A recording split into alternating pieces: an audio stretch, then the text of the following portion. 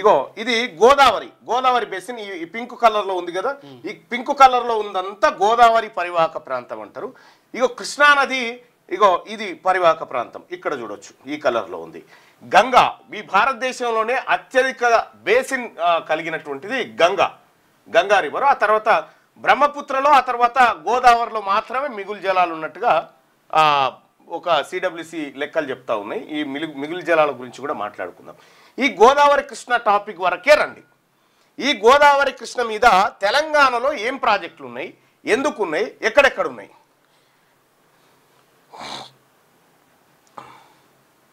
కొంచెం క్లారిటీగా చెప్పడం కోసం ప్రయత్నం చేస్తా.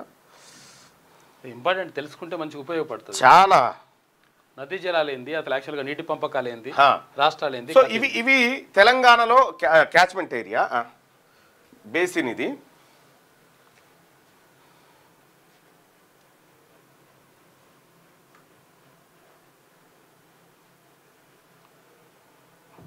యాక్చువల్గా కృష్ణానది పైన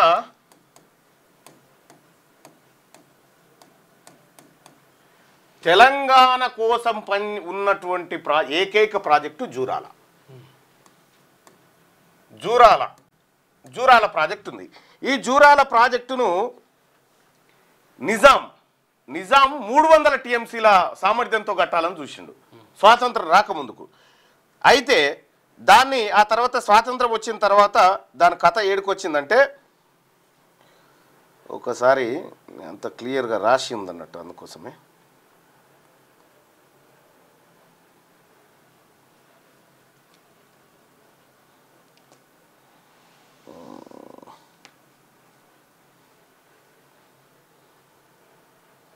రైట్.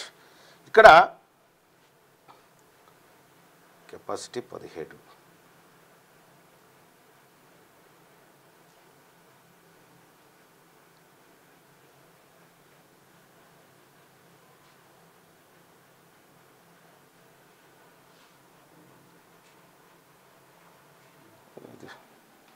ఒక్క నిమిషం, ఈ ఫోన్లో చేసి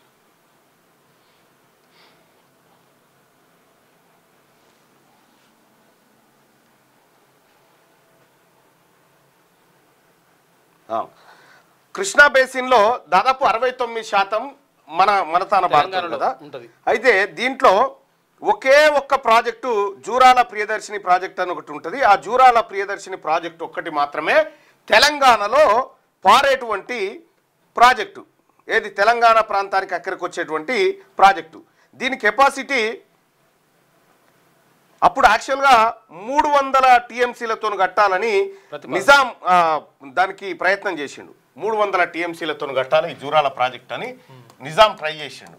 ట్రై చేస్తే సరే నిజాం కాలం పోయిన తర్వాత ఉమ్మడి ఆంధ్రప్రదేశ్ ఏర్పడ్డ తర్వాత కృష్ణానదిపై ఉన్నటువంటి ఏకైక ప్రాజెక్టు ఎంత గట్టిన ఆఖరికంటే 17 టీఎంసీలు. 17 టీఎంసీల గట్టిరేది ఈ ప్రాజెక్టు. అయితే దీంట్లో పూడిక గీడిక అంతా పోయి ఇప్పుడు అది 10 టీఎంసీలకు వచ్చింది. 10 టీఎంసీలు పూడిక, 7 టీఎంసీలు ఉంది. 7 టీఎంసీలు పూడిక ఓన్లీ. రైట్. ఇక దాని కింద ఈ జూరాల కింద ఏది ఉన్నది, మళ్ళా శ్రీశైలం ప్రాజెక్ట్ ఉంది. ఈ శ్రీశైలం ప్రాజెక్ట్ అనేది ఇది ఏది నీటిపారుదల సాగునీటి రంగం కోసం కాదు, విద్యుత్ ఉత్పత్తి కోసం, అంటే కరెంటు తయారు చేయడం కోసం, విద్యుత్ కోసం మాత్రమే కట్టిరు ఈ ప్రాజెక్టు. ఏది ఈ శ్రీశైలం ప్రాజెక్టు విద్యుత్ కోసం కడితే దీంట్లో శ్రీశైలం ప్రాజెక్టు కెపాసిటీ అయితే ఈ శ్రీశైలం ప్రాజెక్టు దీనికోసం కట్టిరు. దీనికోసం కట్టినటువంటి సందర్భంలో ఈ కృష్ణానదిలో జల విద్యుత్ కేంద్రం సంబంధించి ప్రత్యేకంగా దానికోసం కట్టిండ్రు. తర్వాత ఈ నీళ్ళు తీసుకొచ్చి మళ్ళీ మీది కోసి మళ్ళీ తీసుకొస్తారు. అంటే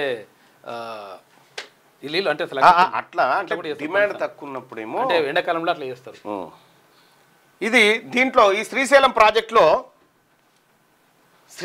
ప్రాజెక్టుని విద్యుత్ అవసరాల కోసం తయారు చేసినటువంటి ప్రాజెక్టు.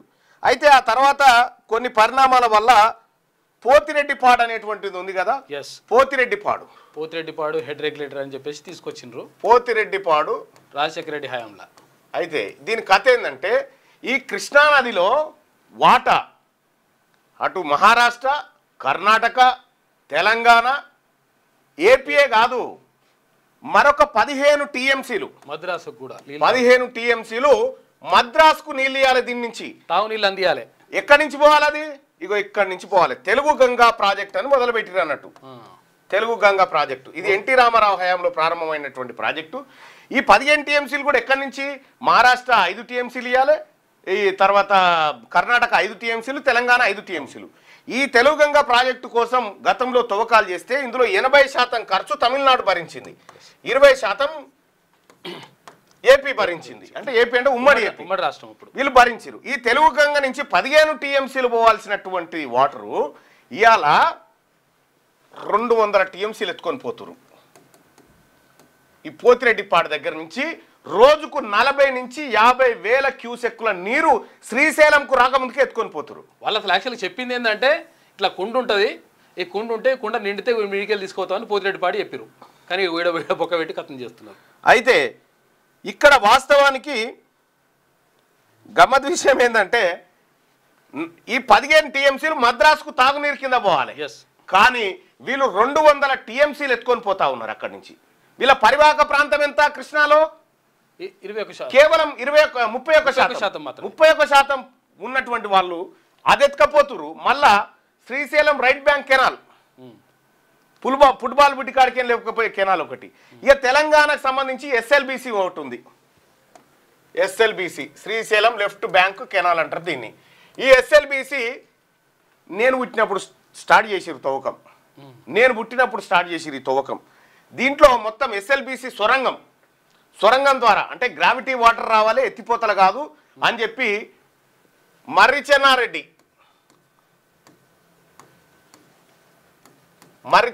సీఎంగా ఉన్నప్పుడు దీని దుకాణం మొదలు పెడితే ఆఖరికి తెలంగాణ బిడ్డ పివి నరసింహారావు ప్రధానమంత్రి అయినప్పుడు దీనికి అనుమతులు తీసుకొచ్చిండు. ఆయన అనుమతులు ఇచ్చిండు, రకరకాలుగా హెల్ప్ చేసుకుంటూ వచ్చిండు. కానీ ఈ పాలకులు చేసినటువంటి పాపం ఏంటంటే ఈ శ్రీశైలం సొరంగం ఎంత మొత్తం 43.9 కిలోమీటర్ల సొరంగం తవ్వాలి. 40 సంవత్సరాల నుంచి 43.9 కిలోమీటర్ల సొరంగం తవ్వాల్సి ఉంటే 40 సంవత్సరాల నుంచి ఆ ఏపీ పాలకులు తెలంగాణ పాలకులు కలిసి తవ్వింది ఎంత అంటే 33 కిలోమీటర్లు తవ్విరు. ఇంకా 10 కిలోమీటర్ల తవ్వకం ఉంది. ఈ 10 కిలోమీటర్ల తవ్వకం చేసేందుకు 2014 తెలంగాణ రాష్ట్రం వచ్చినప్పటి నుంచి ఇప్పటి వరకు వీళ్ళు తవ్విన తవ్వకాలు చూస్తే ఇక సిగ్గనిపిస్తుంది మనకి వీళ్ళ లెక్కలు చూస్తూ ఉంటే. శ్రీశైలము 43.91 కిలోమీటర్లు టన్నెల్ తవ్వాలి. దీంట్లో మళ్ళీ ఏం చేయాలి? శ్రీశైలం కాడ నుంచి తీసుకొచ్చి డిండి బ్యాలెన్సింగ్ రిజర్వాయర్లో నింపాలి. మళ్ళీ డిండి కాడ నుంచి ఇంకొక సొరంగం ద్వారా సాగునీరు రైతులకు ఇవ్వాలి. గిది కథ. ఇది దొవ్విరు కానీ ఇగో ఇది దొవ్వలే. ఇది దొవ్విరు కానీ ఇది దొవ్వలే. ఇగో ఎందుకంటే ఇది ఈ కాంట్రాక్ట్ బట్టి ఇక్కడ కేవలం 10 కిలోమీటర్లు దొవ్వితే దాదాపు 5 లక్షల ఎకరాలకు నీరు అందుతుంది. మరి ఆ పని చేయలేరు. ఆ పని చేయకపోగా 9.6 కిలోమీటర్లు అప్రాక్సిమేట్గా 10. ఇగో ఇది ఇప్పటి వరకు తవ్వలే. 40 సంవత్సరాల నుంచి ఇగో ఈ 10 కిలోమీటర్ల తవ్వ తవ్వుతలేరు. ఇంకా చెప్పుమంటే మనకు ముచ్చట్లు రకరకాల ముచ్చట్లు చెప్తారు. తర్వాత ఇప్పుడు అసలు యాక్చువల్లీ కృష్ణాలో బేసిన్లో అసలు రావాల్సిన ఉన్న నీళ్ళు ఏంటంటే అసలు యాక్చువల్గా 811 టీఎంసీలు ఉన్నాయి. 811 టీఎంసీలు మనకు కేటాయించారు ఉమ్మడి ఏపీకి. అలా 550 టీఎంసీలు తెలంగాణకు రావాలి, 256 టీఎంసీలు ఏపీకి పోవాలి. కానీ కాకేం చేసిండు 299 టీఎంసీలు చాలని చెప్పిండు. కథం కేసీఆర్ బై 299 టీఎంసీలు చాలు మాకు అని చెప్పి ఆడ చెప్పి వచ్చిండు. ఇక్కడ 256 టీఎంసీలు మాత్రమే ఏపీ కేటాయించాలి. కానీ 500 టీఎంసీల నీరు వాళ్ళు అప్పనంగా దోసుకొని పోతా ఉన్నారు. దీని మీద మీడియా సంస్థలు ఏం వార్తలు రాయాయి, ఎందుకంటే మీడియా కూడా అక్కడ ఉంది కదా. కాబట్టి ఇక్కడ మనం గమనించాల్సినటువంటిది ఏంటంటే ఫస్ట్ ఈ సొరంగం తవ్వడం కోసం 2005లో 1925 కోట్ల రూపాయలతోటి ఈ సొరంగం పనులు ప్రారంభించారు. అది ఇంత ఏడుకొచ్చిందంటే రెండోసారి 3152 కోట్లకు తెచ్చారు. ఆ తర్వాత ఏమైంది? ఇది 4637 అంచనాలు పెంచుతున్నారు. 637 4000. ఈ అంచనాలు పెంచుకుంటూ వచ్చారు.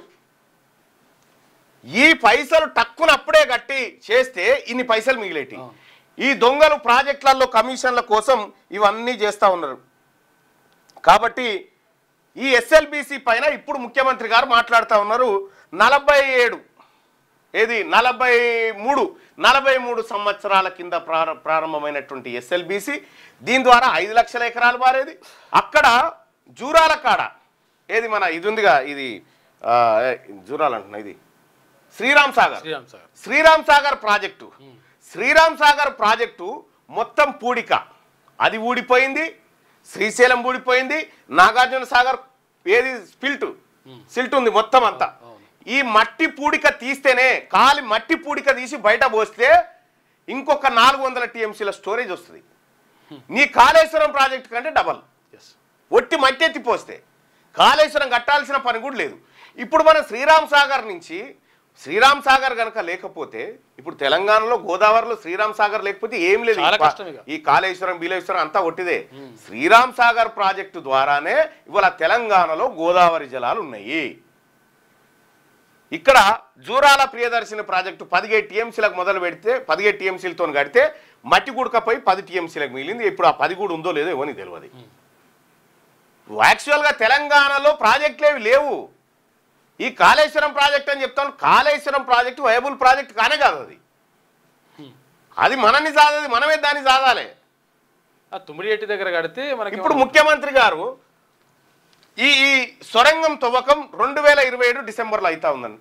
ఒకసారి 2015లో 5లో మిషన్ మునిగిపోయింది వరదలు వచ్చి.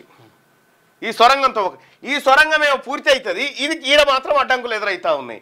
నీకు నిజంగా ఈ రాష్ట్ర ప్రభుత్వానికి చిత్తశుద్ధి ఉంటే దీని మీద నిధులు ఎన్ని నిధులు ఖర్చు పెట్టిన 2014 నుంచి మొన్నటి దాకా 500 కోట్లు కూడా ఇవ్వలే కేసీఆర్ ప్రభుత్వం. ఇవి కంప్లీట్ చేస్తాను. నువ్వు కేసీఆర్ ప్రభుత్వానికి ఎందుకు బాధ? కేసీఆర్కి ఏం బాధ లేదు, రేవంత్ రెడ్డి గారికి కూడా ఏం బాధ లేదు. ఎందుకంటే కేసీఆర్ ఇయ్యంపుడు ఆంధ్ర భీమవరం దిక్కు, రేవంత్ రెడ్డి గారు ఇయ్యంపుడు కూడా భీమవరం దిక్కే. గోదావరి కృష్ణా నదులు వాళ్ళ ఇయ్యంపుల పొలాలలో వారుతుంటే వీళ్ళకేం బాధ ఉంటుంది? కాబట్టి ఈ నీళ్ల విషయంలో మనకు వాస్తవంగా కృష్ణాలో దక్కాల్సిన వాటా 555 టీఎంసీలు. 555 టీఎంసీలకు ఇలా మనకు దక్కుతుంది 299 టీఎంసీలే. పోతిరెడ్డి దగ్గర పోతిరెడ్డి పాటు నుంచి దాదాపు రోజుకు 40 నుంచి 50 వేల క్యూసెక్ల నీరంటే ఒక పెద్ద నది పోయినట్టు ఇట్లా పోతా ఉంది. అందుకోసమే మనము ఆలోచన చేయాల్సింది ఏంటంటే, తెలంగాణ రాష్ట్రంలో అసలు పోతిరెడ్డిపాడు కడతప్పుడు వాళ్ళు చెప్పారు మిగులు జలాలను తీసుకుపోతాం, నీడినాక తీసుకుపోతాను, తీసుకుపోతారు. ఇప్పుడు బొక్క పెట్టిరు.